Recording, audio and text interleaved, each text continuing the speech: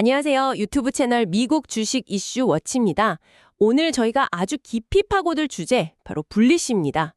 티커 심볼 BLSH고요. 이게 요즘 기관 투자자를 위한 디지털 자산 거래소로 시장에서 상당히 주목받고 있는 곳인데요. 저희가 쭉 보니까 이 불리시라는 기업, 뭐랄까 전통 금융하고 이 새로운 디지털 자선 세계를 연결하려는 그런 큰 그림을 그리는 것 같아요. 과연 근데 이들의 기술과 전략이 아시다시피 암호화폐 시장 변동성 엄청나잖아요. 그리고 규제 문제도 있고 이런 파도를 잘 넘어갈 수 있을지 오늘 그 가능성과 또 위험 요인들 하나하나 자세히 살펴보겠습니다.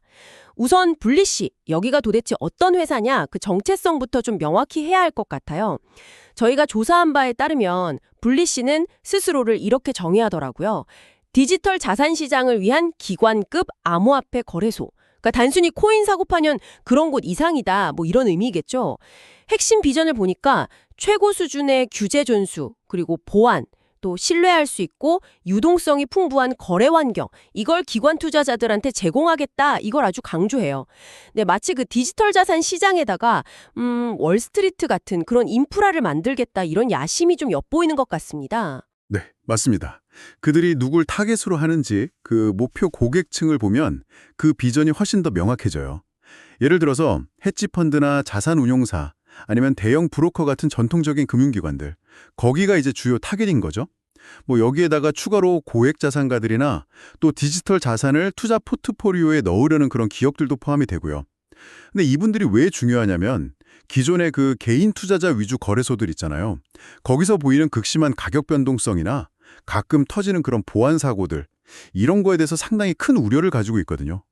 그래서 불리시가 딱 내세우는 규제, 보안, 유동성, 이게 바로 기관들의 그런 불안감을 좀 해소해주고 시장에 들어오기 좀 괜찮겠네? 하는 그런 진입 문턱을 낮추려는 거죠. 아주 명확한 전략적 접근이라고 볼 수 있습니다. 기관들의 니즈, 그걸 정말 정확하게 파악했다 이런 말씀이시군요.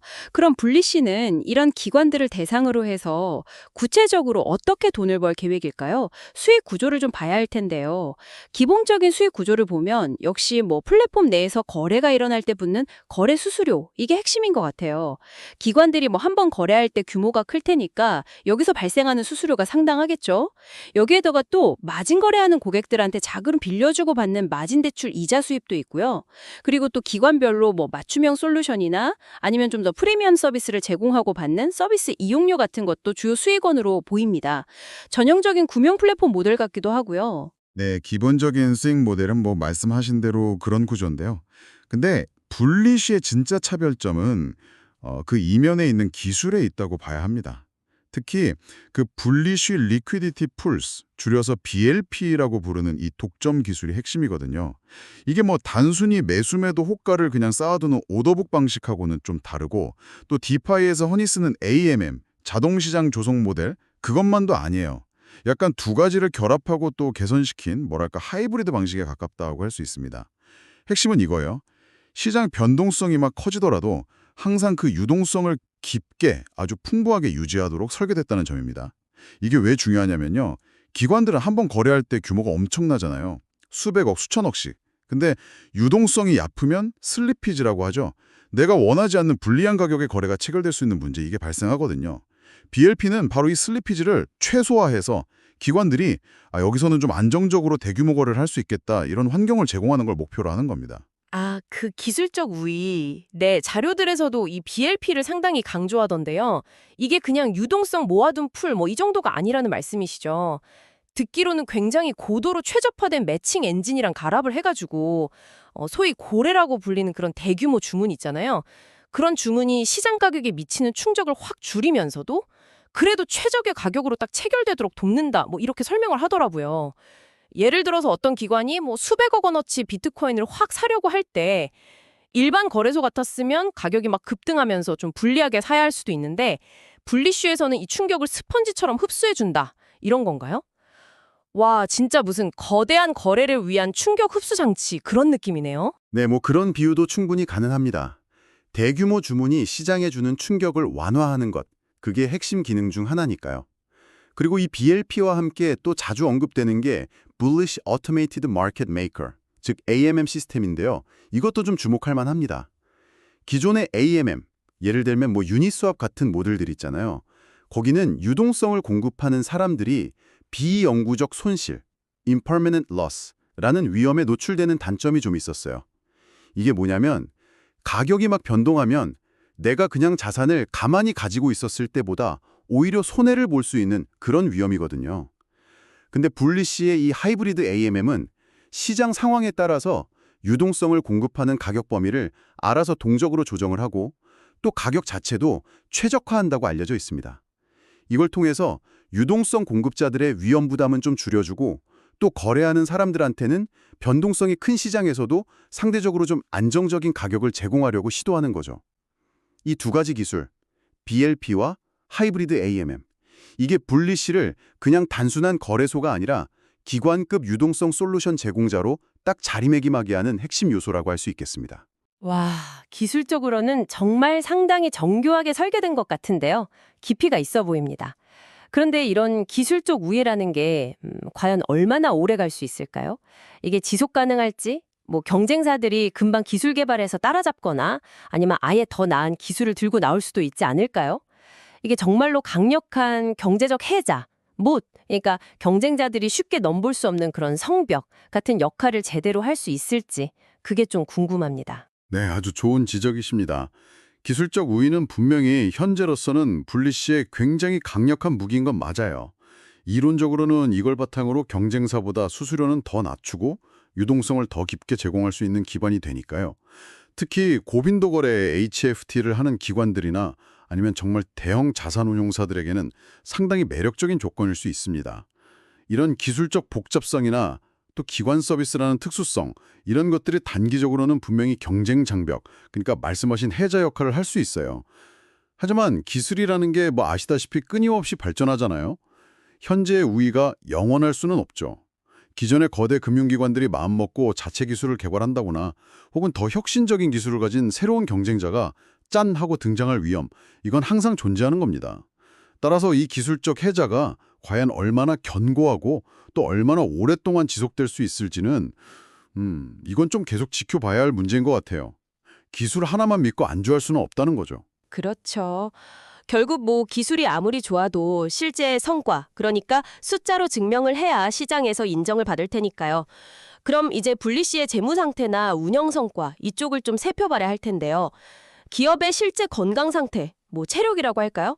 이걸 알려면 어떤 지표들을 좀 중점적으로 봐야 할까요? 네, 당연히 재무제표의 기본 항목들, 그러니까 총순수익, revenue, 영업이익, operating income, 그리고 순이익, net income, 이걸 봐야 합니다.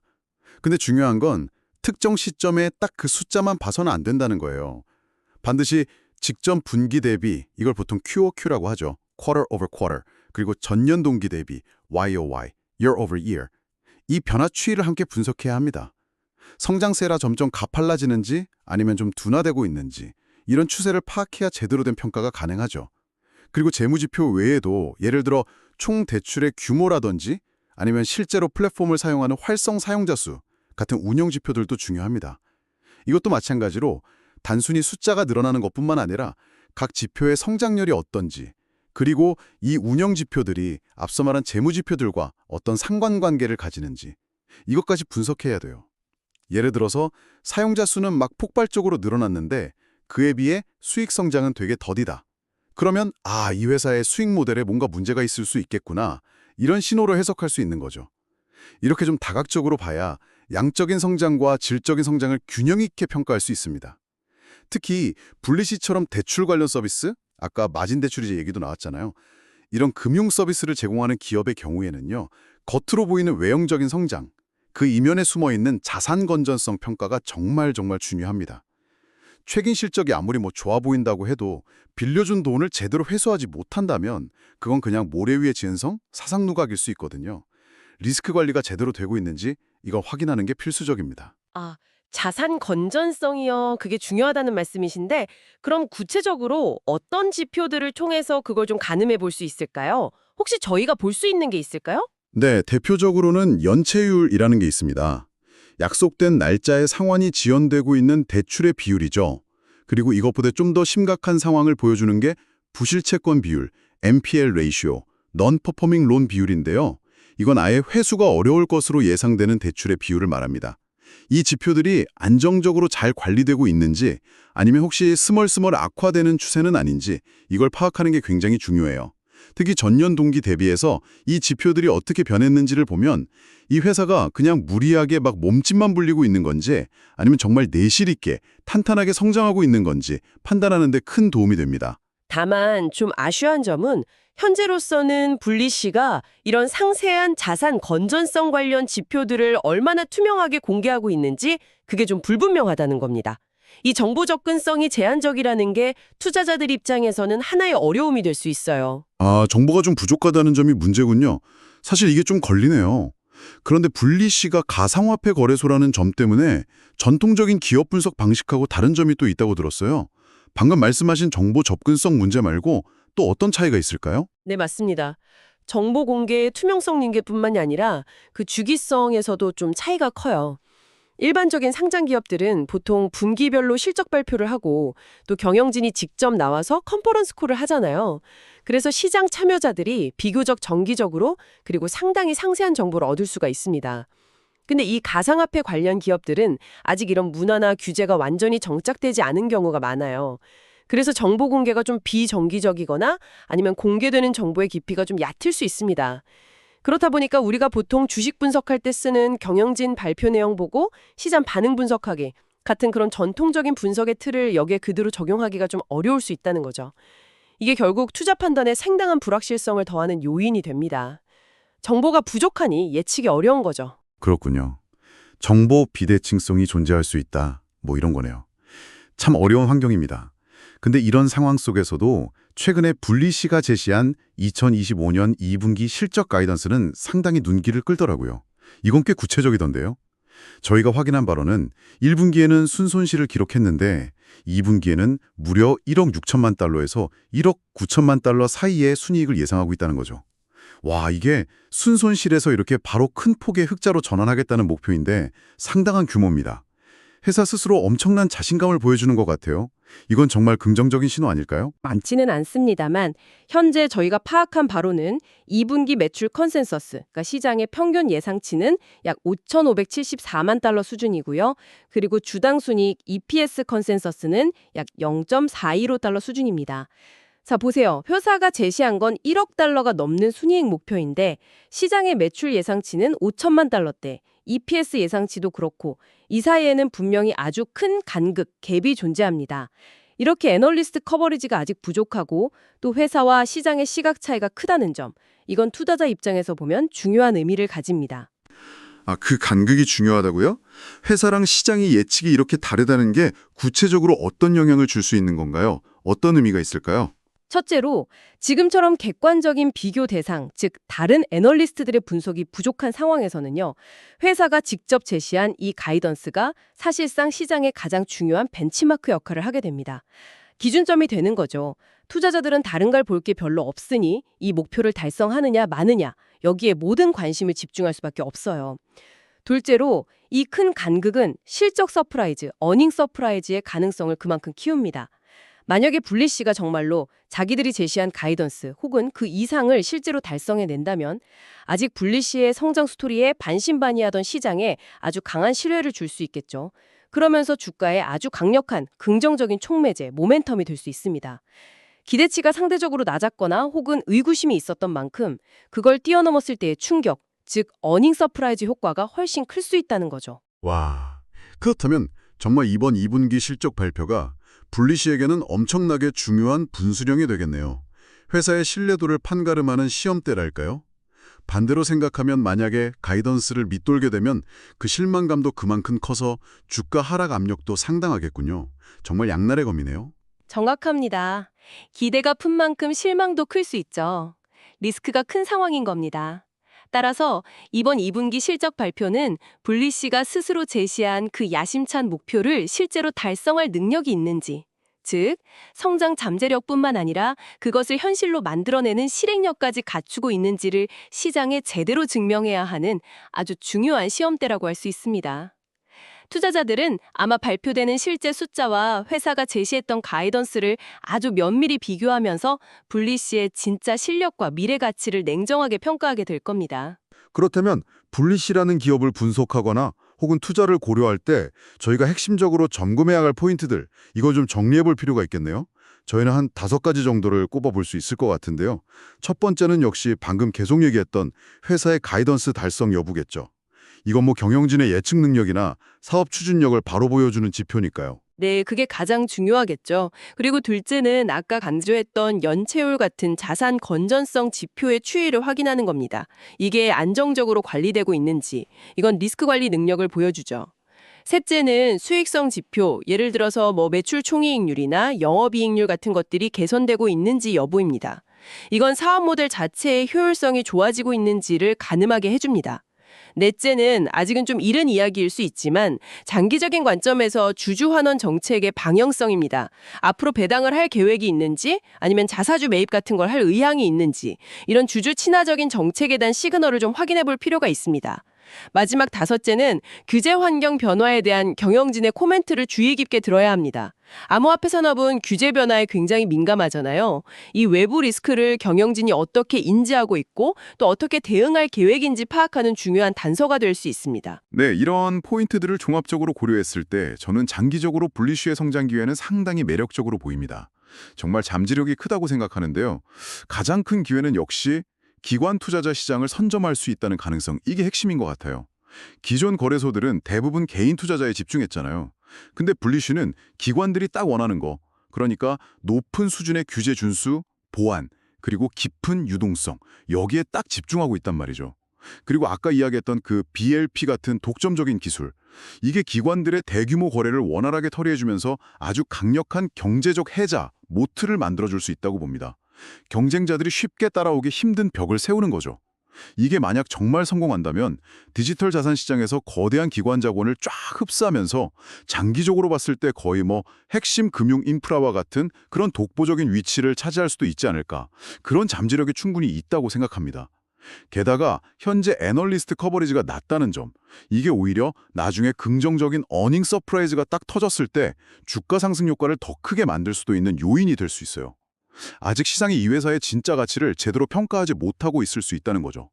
기회가 있다는 겁니다. 물론 그렇게 밝은 전망만은 있는 것은 아닙니다. 항상 동전의 양면이 있듯이 분리시가 직면한 장기적인 리스크 요인들도 명확하게 인식을 해야 합니다. 간과해서는 안 돼요. 첫째로 제가 볼 때 가장 큰 리스크는 역시 규제 환경의 불확실성입니다. 이게 참 아이러니한데요. 블루시는 규제 준수를 자신들의 강점으로 내세우지만 역설적이게도 바로 그 때문에 전 세계 금융당국의 예측 불가능하고 수시로 변화하는 암호화폐 규제 동향에 직접적으로 노출될 수밖에 없습니다. 예를 들어 미국이나 중국 같은 주요 국가에서 암호화폐 관련 규제가 갑자기 예상치 못하게 확 강화된다. 그러면 블루시의 사업 모델 자체가 굉장히 큰 타격을 입을 수 있어요. 이건 정말 큰 변수입니다. 둘째는 거시경제 변수의 영향입니다. 디지털 자산 시장은 아시다시피 전통 금융시장보다도 금리 변동이나 경기 침체 우려 혹은 시장 전체의 유동성 축소 같은 이런 거시경제 변수에 훨씬 더 민감하게 반응하는 경향이 있습니다. 만약에 경기 침체가 오거나 시장 유동성이 확 줄어들면 자연스럽게 암호화폐 거래량 자체가 감소할 가능성이 높고 이건 분리시의 핵심 수익원인 거래 수수료 수입에 직접적인 부정적인 영향을 미칠 수밖에 없겠죠. 마지막으로 경쟁 심화 가능성입니다.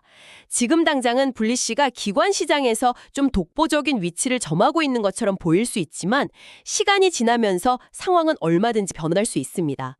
기존의 거대한 금융기관들이 아예 자체적으로 디지털 자산 플랫폼을 구축해서 경쟁에 뛰어들 수도 있고 혹은 더 혁신적인 기술을 가진 새로운 경쟁자가 등장할 수도 있죠. 이런 경우 블리시가 현재 가지고 있는 기술적 우위나 시장 선점 효과가 희석될 위험이 분명히 존재합니다.